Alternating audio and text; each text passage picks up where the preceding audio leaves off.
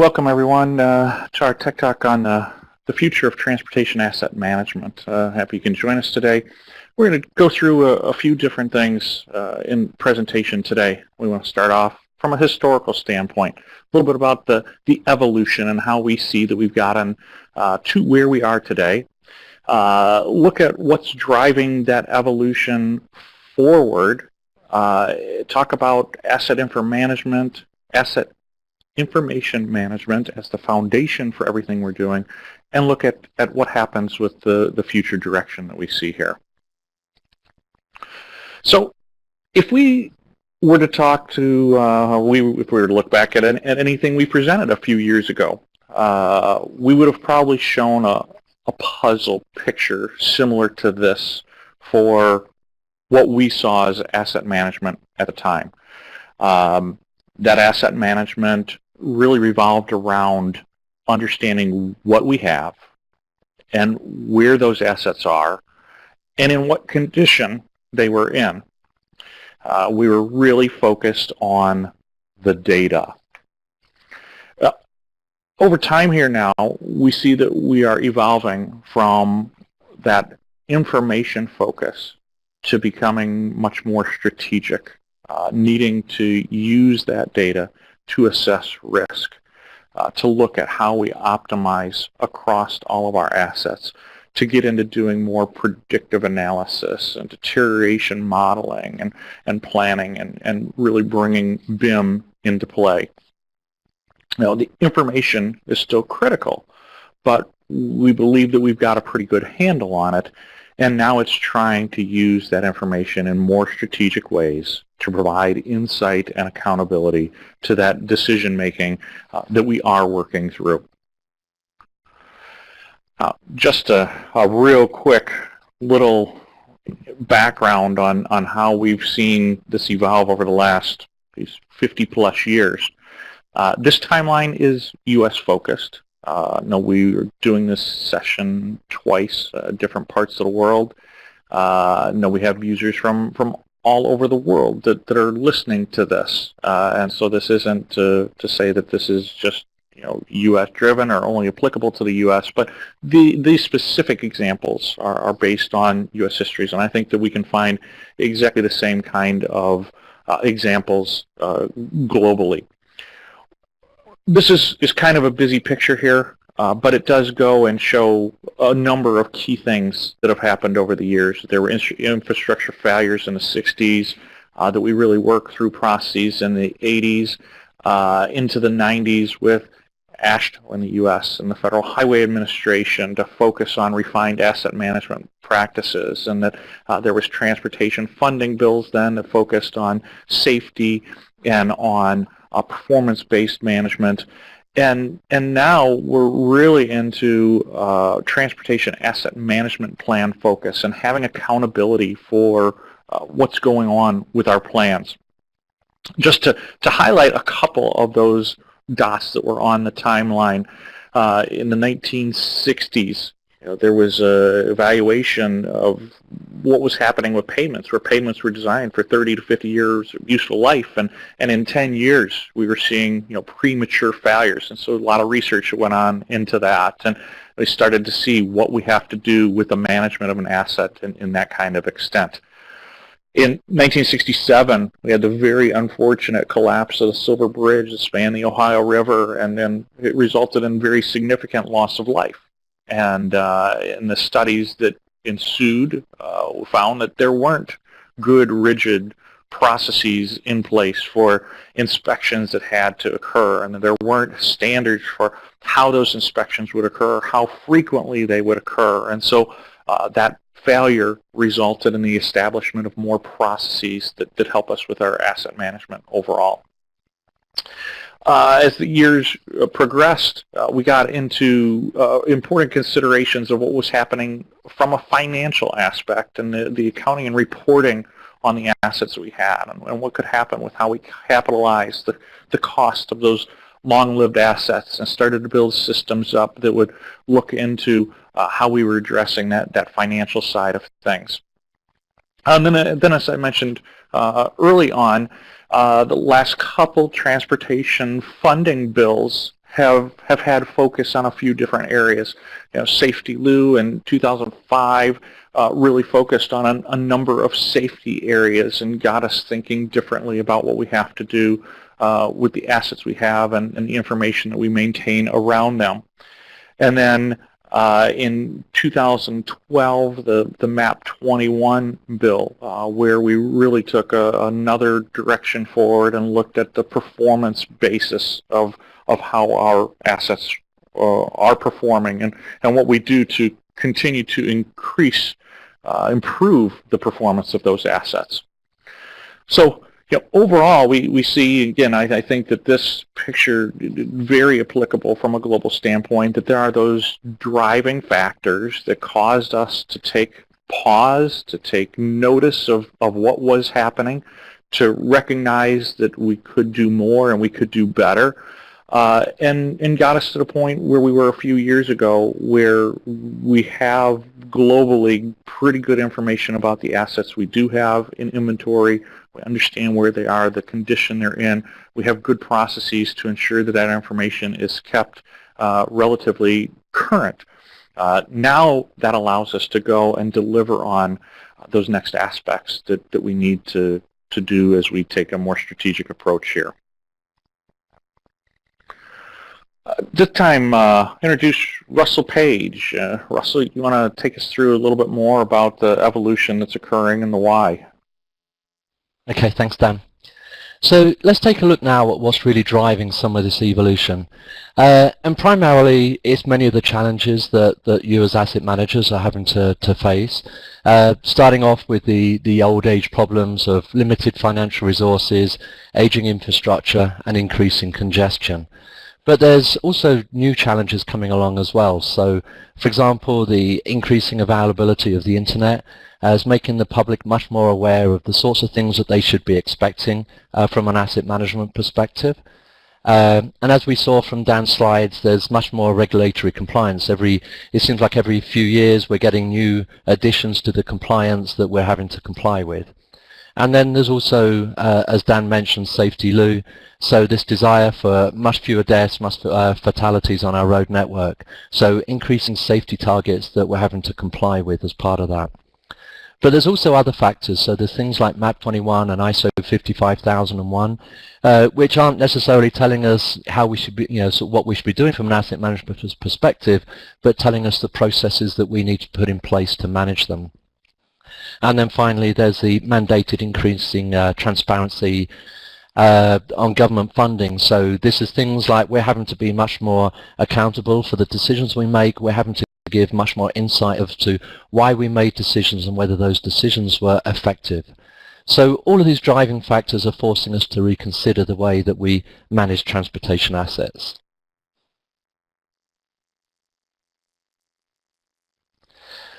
So this slide really ties in with some of the information that Dan was talking about. So when we consider that we've got things like regulatory requirements, we've got the public visualization, so our response to that is we need to be able to keep the public much more informed with the decisions we're making and why, and things like transportation asset management plans, so starting to put into place, explaining why we're making certain decisions and what our plans are for the forthcoming years. So when we start putting all of these things together, it means that we need a much better integrated asset management solution, which is driving some of this evolution as well.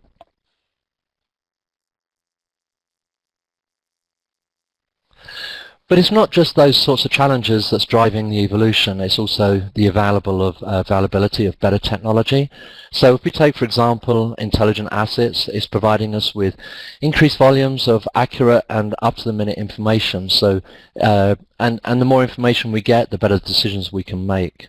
And it's also the fact that we're getting much more powerful technology solutions that can help us with these types of capabilities that we're looking for. And finally, there's also the introduction really of unified COT solutions. So back in the past, we were sort of building custom solutions. Those custom solutions were fine, they met the problem, but they didn't give us the flexibility to move forward and take advantage of new capabilities. That moved us into the silo COTS process, where we started to get better systems that were giving us the capabilities we need in the business areas, but they're siloed, so they weren't giving us the capabilities of being able to look across the different asset classes. And then moving now into the latest types of approach of a unified COTS solution. So this is the connected data environment, bringing all the data together across our environment and being able to make decisions that are correct for all of our asset classes and not looking at them individually.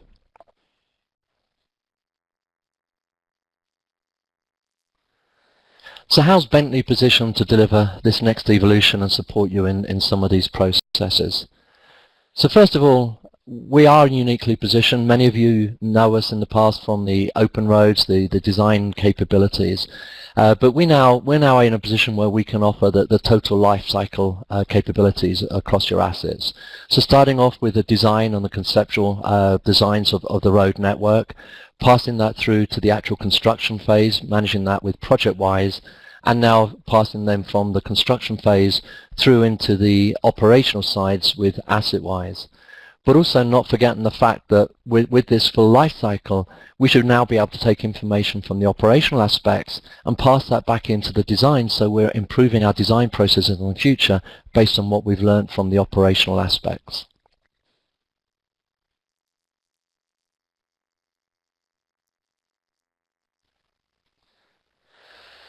So that brings us on to AssetWise, which is the operational aspects of our capabilities. And really just wanted to take a few minutes here just to explain AssetWise. So sitting at the core of AssetWise is asset lifecycle information management. At the core of all transportation is the linear network, the rail network and the road network. And that's critical so that we can bring data together based on locations, so that we can keep that information up to date as the network changes. So in asset lifecycle information management, we're tracking information about the network, the information about the assets themselves, and all associated information. The next part is then looking at asset reliability. So in asset reliability, we're looking at managing inspections, and then from those inspections, manage to track any activities that are required from there. So things like defect management, if we need to serve notices, all of that's managed in the asset reliability section of AssetWise. Under compliance and safety, this is really where we manage road space management. So two capabilities, which is the oversize overweight permitting capabilities, and then also the aspects of streetworks management. So this is the ability where we can track who's working in the road, we can coordinate with those utilities and contractors, and make sure that they're in and out of the road network as soon as possible to reduce the congestion on the network. Operational analytics is then the ability to be able to report and analyze on all of this information. And the important thing, and one of the big differentiators for AssetWise, is that this is time-based. So we date track on all of the information we manage and maintain, so that when we're starting to produce dashboards and doing analysis, we can base that on how information has changed. And that's really critical for the insight and accountability requirements that you're all being placed under for funding.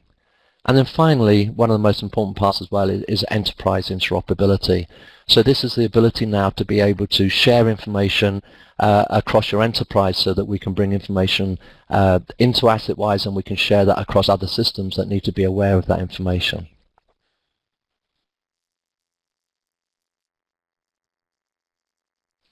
So this slide shows how that interoperability delivers us what we refer to as a connected data environment, and we believe this is critical for success moving forward in this next evolution of asset management.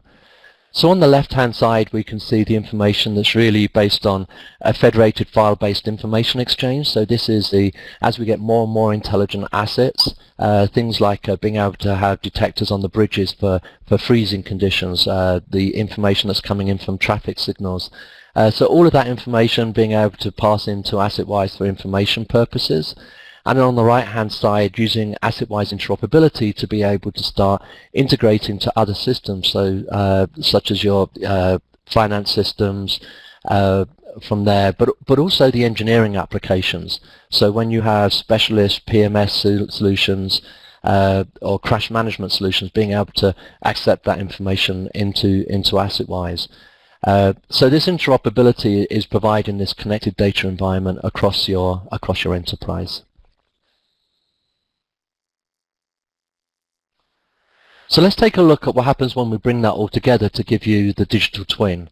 So here we have a bridge. This is the 3D model that's been created as part of the design process, has now gone into operations. We can start to classify components of this bridge, and as we start to classify those components, on the right hand side we can see the attribution of them. And because this is a connected data environment, it can then search across other information. So in this case here, for this bridge, we can look at any documents that we may have that's associated to it. So here's a document that's associated with that bridge. We can also identify or view any attachments. So in this case here, we have some photographs attached to this bridge, and we can view those. And then we can also track events that occur. So I talked earlier about inspections. So in this case here, we can click on the component and we can view inspections that have been performed. And then we click onto the details, we can see all of the information that relates to that inspection that was performed. So this connected data environment is bringing it together. But we don't always have to start from the design model, so we don't have to start with an as-built. So in this case here, drones have been used to collect a 3D model of the road network. And in this case, what we're doing here is that we're just identifying the bridge deck. So this bridge deck relates to an asset in the registry. And when we click on the bridge deck, we can view all of the connected information about that deck. We can also look at the attachments on this and look at the events. And so for this bridge deck, we can view inspections that have been carried out. So also using capabilities like context capture from Bentley, inspectors can take out context capture, they can do inspections, and in this case here we can take a number of photographs of that defect from different angles. They're uploaded to the cloud, and based on those photos we can create the 3D model or 3D image of that defect. So this is giving us a much better ability to be able to track sort of history and also pass information back to engineers.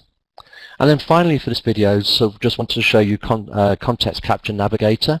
So this is the ability where we've had a drone fly over the bridge, it's collected the 3D model of the bridge, but in some cases we may want to see information in much more fine detail. So what this is doing is giving us an indication of where each of the photographs were taken to build up that 3D model, and then simply by clicking on that photo location, that pops it up and it displays the photo in much more clarity. So we can start making remote decisions based on the information that's being collected by the drone. That's it. Thanks, Dan. Need to unmute. Thanks, Russell.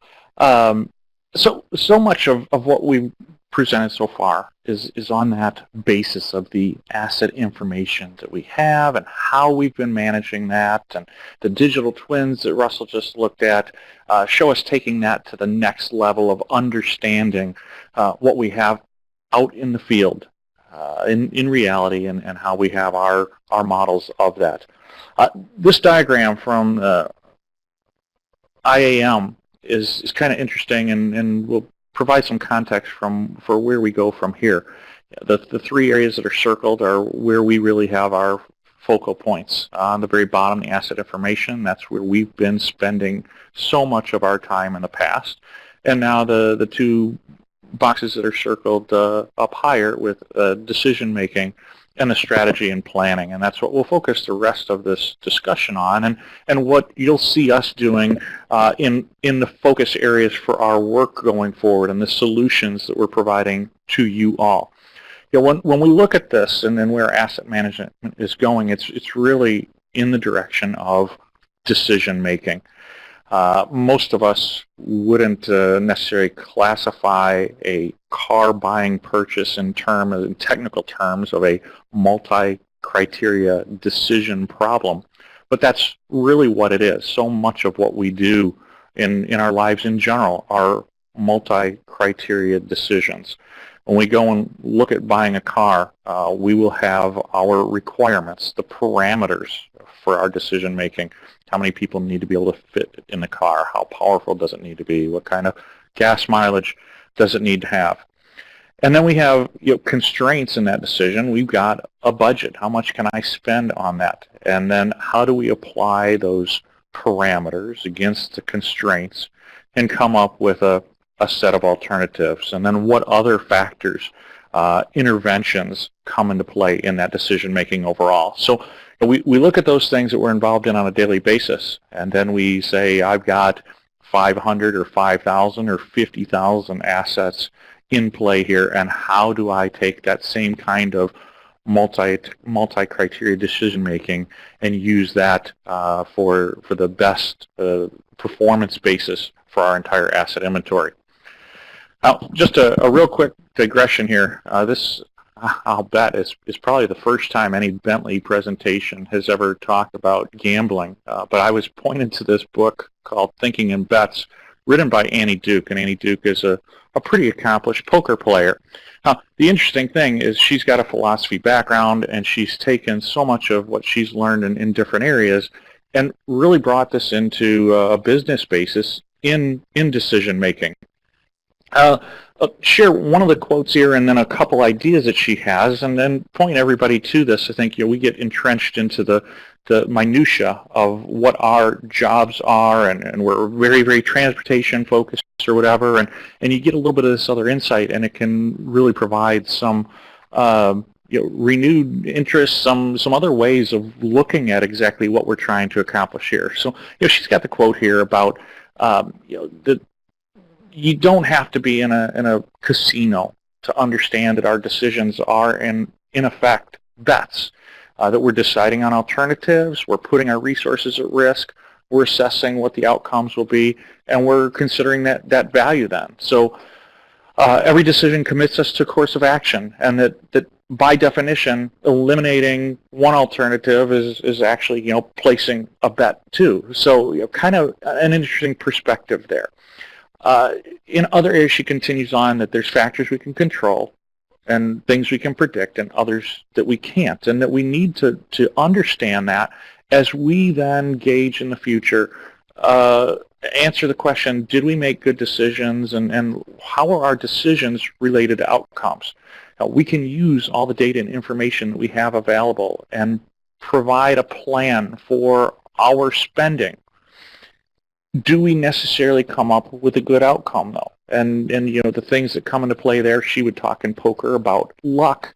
We can talk about external events. We've got a plan in place for how we're going to go and use our limited funding. There's a huge earthquake, and that then impacts a bunch of assets that were potentially in really good shape. And so we used the information we had. We made good decisions.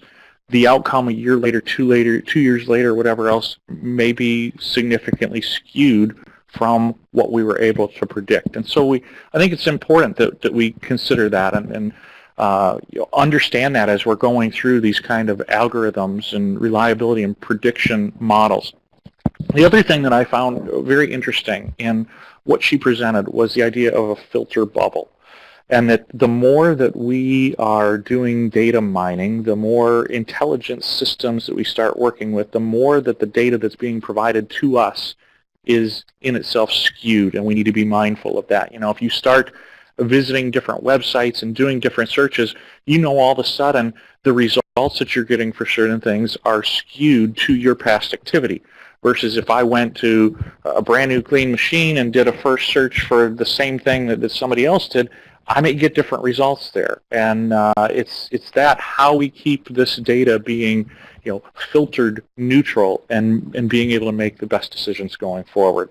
So what Josh Johnson is going to take us through here now is really looking at the strategic side of asset management and what we do with all of that asset information that we have collected and how we weigh the needs versus the resources in making the best decisions possible, regardless of what necessarily those future outcomes may be. So, Josh, let's take it from here. Okay, thanks, Dan. So I'm going to start off kind of circling back to what Dan was saying about, and Russell both, with all that data that we're collecting and how that relates into asset management and kind of the future direction and realization and paradigm shift that transportation asset management is going through right now. And the first part is that really asset management begins at the design stage. You may have heard the term SIM or BIM for infrastructure, and really several years back, the building industry realized this, that during the design phase is really when we're constructing and building and creating all this asset information, and it really should be leveraged throughout the entire asset life cycle. And now the transportation industry is starting to realize that, and there's been a lot of talk lately about how asset management really begins at the design stage.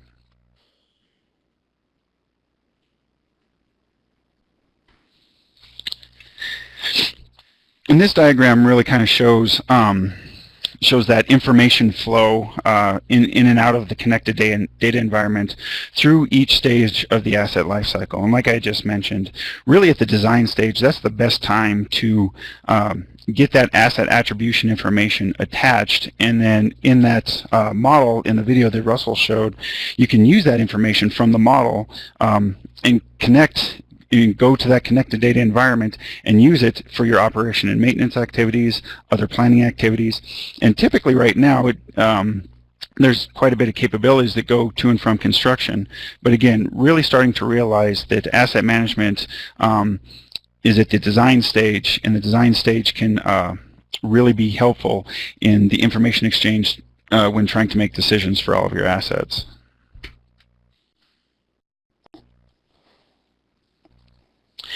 And this image really kind of illustrates all the potential assets you have and all the different applications and programs that you're going to use for data collection and for design, construction, and asset management.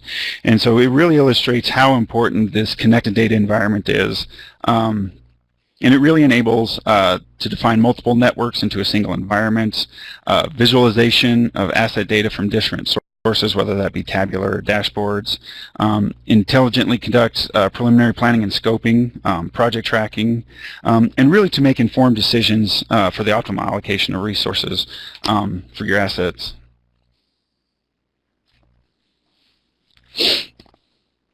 Now I'm going to talk a little bit about strategic asset management, and to me this is really kind of again the paradigm shift of where a lot of transportation agencies are going. And this image really illustrates a real typical approach from a transportation agency on how they would normally manage their assets.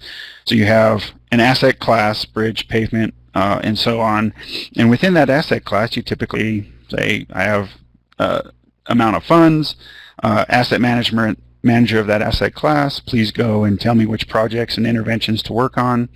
And then we come back and those projects and interventions are put in a priority list and funded accordingly.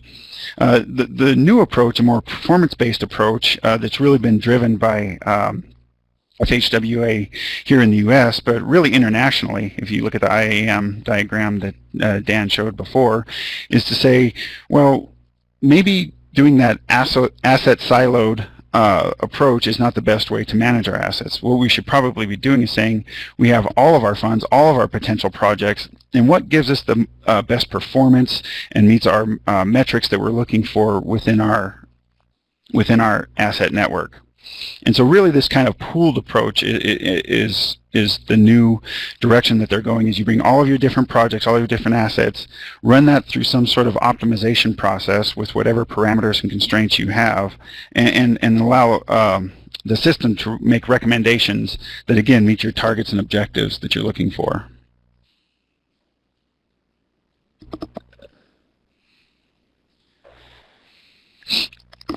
And then another thing that we need to consider is not only the different asset classes altogether, but is the different funding mechanisms. So it's really very typical for transportation agencies to maybe have an operations bucket of funds, just general funds or some funds that are allocated specifically for safety improvements. And when you start looking at the different funding mechanisms along with the different asset classes altogether, it really starts to become that multi-criteria decision problem that Dan was talking about before. So for example, you have roadway assets, and you can improve a safety metric by making a roadway widening. You have a bridge asset, you can improve a safety metric with raising that bridge or even widening that bridge. And so really now what you're trying to do is you're more focused on the performance and the metrics, and then letting the system say, I have these funds that are available, and then pick these projects for these assets because they give us the most impact or benefit for the investment we're making. So the funding mechanism also comes into play, not only the different asset types, but the funding mechanisms. In this diagram, I found this one really interesting because it really truly shows that there are different funding mechanisms and the different colors of money and how those pass through to the actual projects we work on. And so even though you have a specific funding source, there might be several potential projects or external buckets that you're going to have to reallocate those for. So this really does become a very complex multi-criteria decision problem when you start taking into account everything. But again, a lot of the DOTs are starting to recognize that this is really the best way to do asset management and moving towards that direction in a more strategic asset management approach.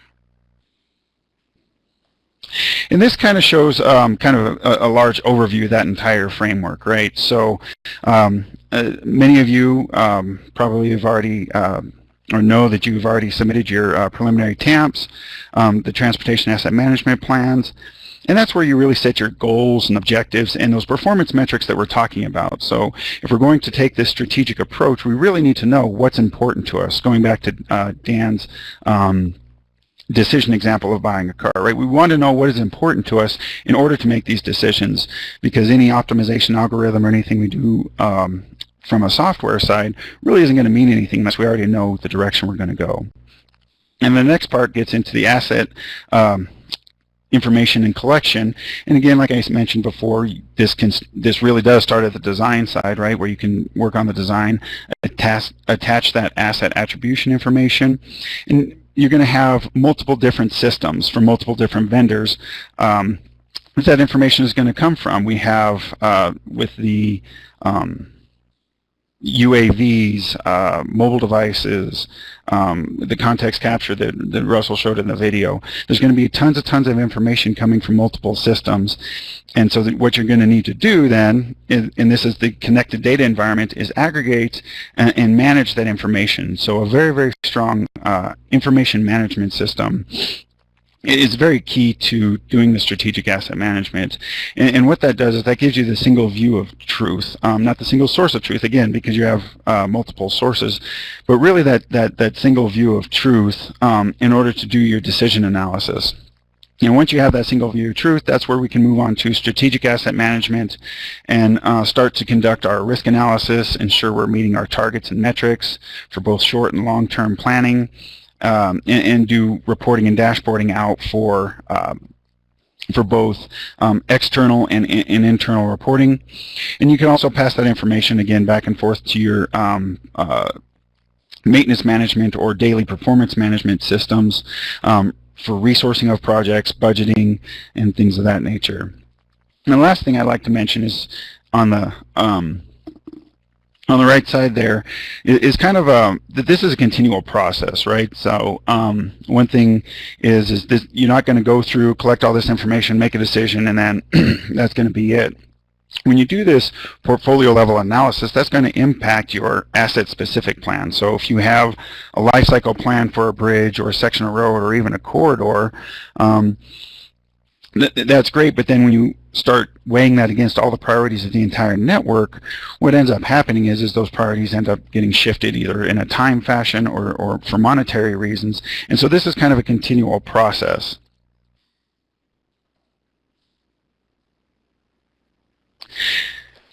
And I'd like to share a little bit of the direction that we're moving forward with this year within Bentley.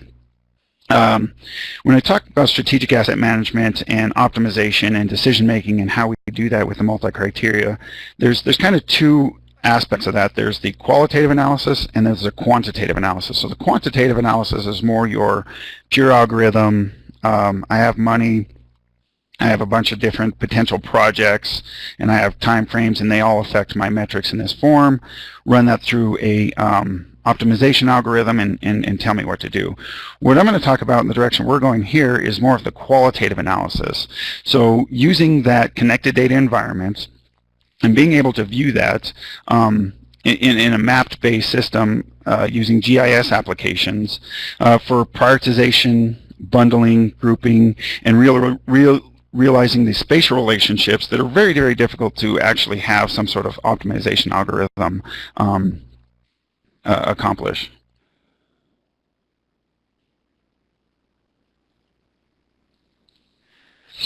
And one of the ways you can use this would be to do enterprise risk management across your network. So, for example, if you ran an optimization process and it gave you a set number of projects, what you could do is you can bring this up on a map, and you can look at the projects that are selected and overlay that with the example I have here is a floodplain example, right? And so you can decide and reprioritize or start to bundle work based on the risk impact that that's going to have on the network as a whole, and start to bundle in road and bridge projects and other assets that might be at high risk, even though they might not be high on the quantitative side. When you look at it qualitatively, it just makes sense to put these together. And then again, you would have pop-up windows that show you different graphs and heat maps of the risk matrix.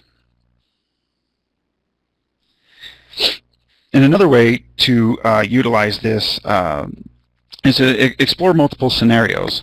So if you have an optimization, you kind of bundled everything and you look at it, and it's always based on the funding. So we go back to the funding mechanisms.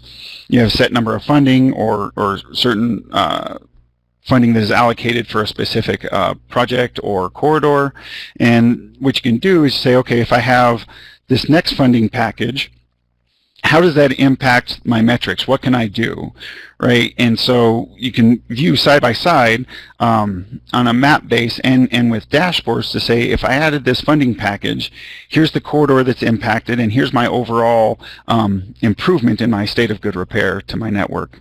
So this is really good for both internal and especially external reporting for using this to solicit funds from either legislatures at the state level or even the federal level. And that's what we have coming up for this year. Thank you for being here on the Tech Talk.